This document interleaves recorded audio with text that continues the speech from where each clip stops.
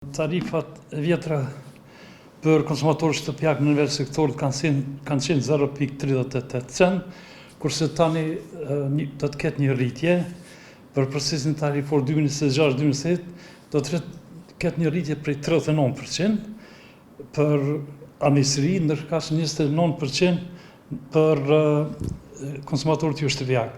Mesatare e rritjes konsumatorët shtëpiak dhe jo shtëpiak është 34%. Tarifat për ujërat e ndotra, sektori shtëpiak 25%, po ashtu edhe ajo shtëpiak, mesatarja natyrisht 25%. Çfarë ka ndikuar në këtë rritje për 34%? Së ka ndikuar rritja enorme e energjisë elektrike, e cila është 150%, apo 2,5 herë është rritur. Siç është e ditur mbas kalkulimeve tona, ndikimi pjesëmarrja e energjisë elektrike në strukturën e shpenzimeve operative është 20%, kur kjo shënzohet me 150 me këtë rritjen, del 30%.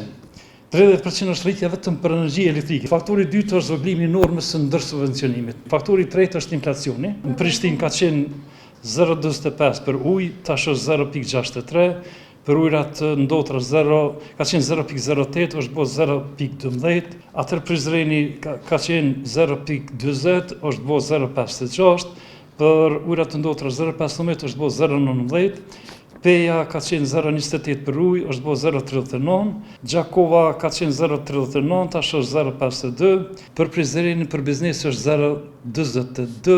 Nga? Sa ka qenë? Nga 0,32. Për Pejën ka qenë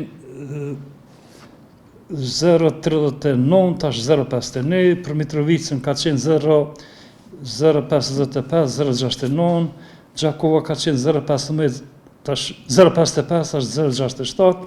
Kompanitë me aplikacionin tarifor kanë ardhur me kërkesa shumë të larta, disa kanë kërkuar 100% rritje në tarifa, disa më pak, por ne kemi aplikuar norma shkencore, parime dhe kritere profesionale, në mënyrë që kemi ardhur drejt te kjo strukturë